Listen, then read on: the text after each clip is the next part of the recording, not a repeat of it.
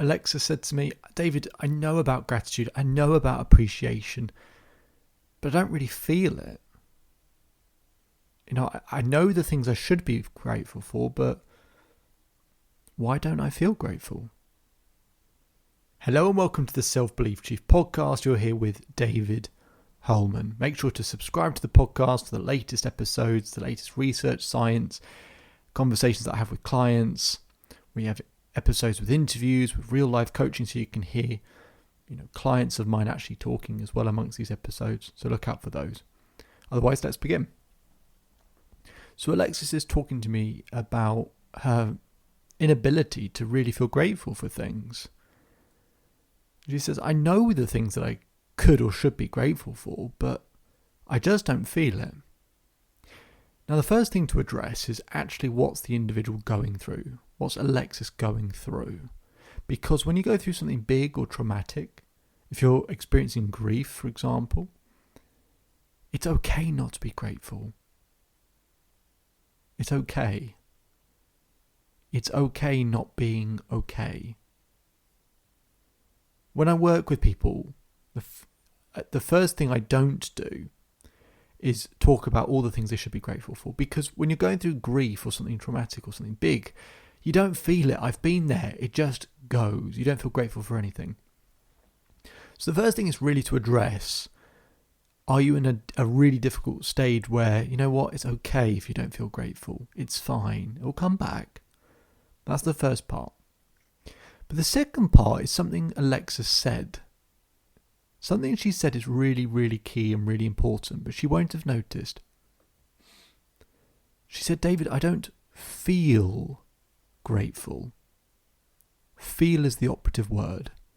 People treat gratitude and appreciation as a thought. I think of things to be grateful for. And gratitude isn't a thought, it's a feeling.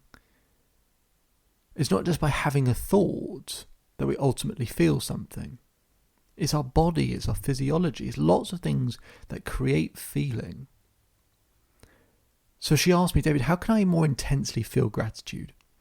So this is something you might want to try wherever you're listening, but this is what I got Alexis to do. I said to her, I'd like you to get your pulse, right? So feel your pulse on your wrist and take your wrist and put it against your heartbeat.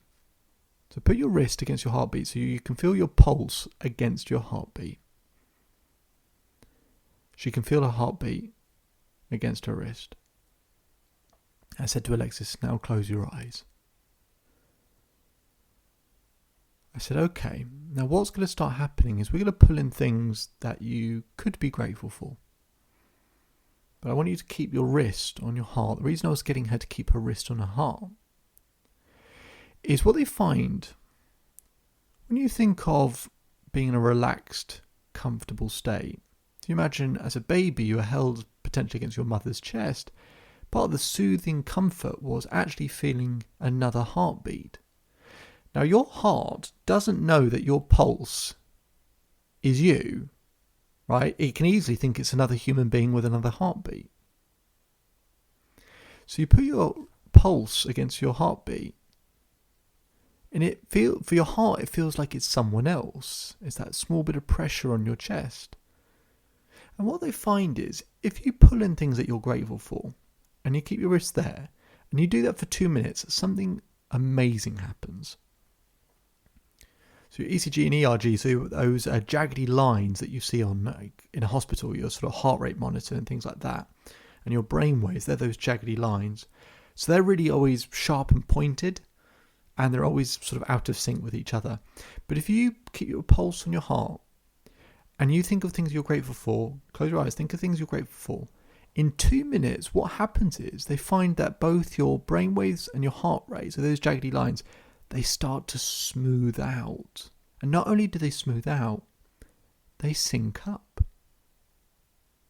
Now for me, gratitude is about deep synchronization.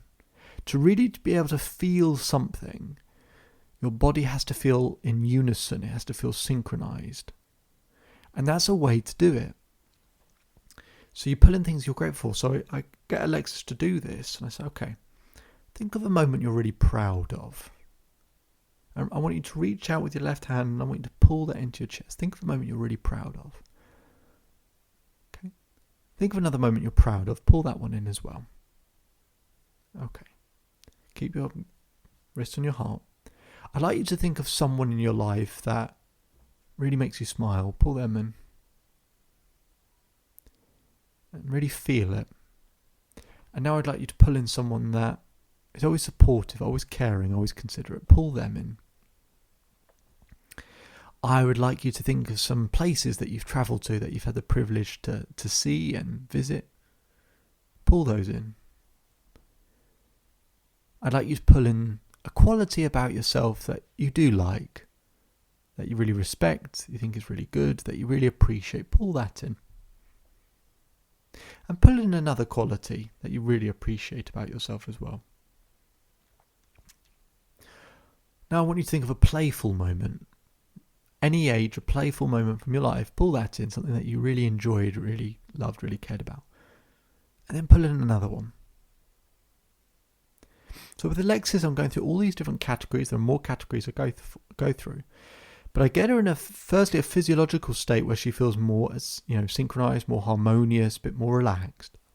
And then I get to pull in things that actually have emotion attached to them, right? So places they've been to, certain people, qualities that she likes about herself, and so on and so forth. Things that would actually have some emotional resonance, and to actually physically, with one hand, pull those things in or imitate pulling those things in. And what we do is we start stacking it, right? Because it can be hard to be grateful just on one thought, right? But if we get our body in a relaxed state where it feels synchronized, and then we pull in a moment and another one and another thing and another moment and another thing and another moment and another thing, and we keep stacking and stacking and stacking and stacking till it feels like this wave crashing and washing over you, completely refreshing you. That is how you can really start to feel grateful for things in life. I do it every single day at 2:00. So if wherever you are at 2:00, 2:00 UK time, if you want to do the same exercise, you'll know I'll be doing it with you. My name is David Holman. If you change today will change your life. So enjoy the rest of your day. Enjoy the rest of your life. And I'll speak to you again soon.